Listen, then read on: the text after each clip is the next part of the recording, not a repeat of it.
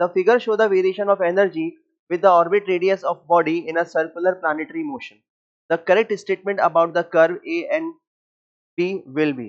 तो यहाँ एनर्जी और distance of orbital body from the planet के बीच में हमें कर्व दिया हुआ है और हमसे पूछा गया है कि जो कर्व है ए, कर्व बी और कर्व सी करस्पॉन्डेंस किस एनर्जी को रिप्रेजेंट कर रहा है for kinetic energy, potential energy and total energy. ठीक, तो हम लोग जानते हैं कि अगर कोई प्लैनेट है जिसका मास है m और उसके चारों तरफ सर्कुलर ऑर्बिट में r रेडियस में एक बॉडी रोटेट कर रही है, ऑर्बिट कर रही है, तो उसकी जो काइनेटिक एनर्जी होती है के ई, मान लेते हैं इसका मास है बॉडी का m, तो काइनेटिक एनर्जी जो है वो होती है G M M divided by 2r. Clear. Potential energy of body is equal to minus G M M divided by r and total energy of body Te is equal to minus gmm divided by 2r. Clear. And हम यहाँ पर कह सकते हैं कि potential energy जो है वो है 2 times, potential energy is 2 times of total energy. Clear. और हम ये भी देख पा रहे हैं कि काइनेटिक एनर्जी कैसी है, पॉजिटिव है, जबकि potential energy and total energy कैसी है, नेगेटिव है. तो काइनेटिक एनर्जी तो क्या है, पॉजिटिव है, यानी कि ये जो ग्राफ है ये हमें रिप्रेजेंट करके देगा काइनेटिक एनर्जी.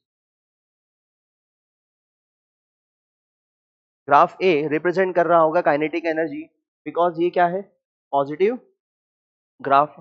ठीक. और हम जानते हैं यहाँ पर कि GMM डिवाइडेड बाई 2r यहाँ पर रिलेशन बन रहा है फॉर काइनेटिक एनर्जी. तो जैसे जैसे r बढ़ेगा वैसे वैसे काइनेटिक एनर्जी भी कम होती चली जाएगी. ठीक. And potential energy and total energy जो है वो नेगेटिव है, मींस B एंड C में से एक टोटल एनर्जी होगी और एक पोटेंशियल एनर्जी होगी. आप देखते हैं इसमें से कौन सी पोटेंशियल एनर्जी और कौन सी टोटल एनर्जी है. तो हम यहाँ पर देख पा रहे हैं कि दोनों ही नेगेटिव है, दोनों ही ग्राफ के नीचे वाले पार्ट में होगी, नेगेटिव पार्ट में होंगे. ठीक. तो बी एंड सी में से कौन सी पोटेंशियल एनर्जी होगी, कौन सी टोटल एनर्जी होगी, तो इस रिलेशन से हम पता कर सकते हैं. पोटेंशियल एनर्जी जो है वो 2 टाइम्स ऑफ टोटल एनर्जी है, मींस पोटेंशियल एनर्जी जो है वो टोटल एनर्जी से ज्यादा होगी. मींस ये जो सी पार्ट हमें नजर आ रहा है, सी ग्राफ, वो रिप्रेजेंट करके देगा potential energy and B graph represent कर रहा होगा टोटल एनर्जी. क्लियर. तो इसमें से बी ऑप्शन हमारा करेक्ट ऑप्शन होगा. A is kinetic energy and B is total energy. ठीक. क्योंकि यहाँ हम साफ साफ देख पा रहे हैं कि जो सी है वो अगर पोटेंशियल एनर्जी को रिप्रेजेंट कर रहा है तो पोटेंशियल एनर्जी टोटल एनर्जी से ज्यादा है एंड दोनों ही नेगेटिव है. तो बी ऑप्शन हमारा करेक्ट ऑप्शन होगा.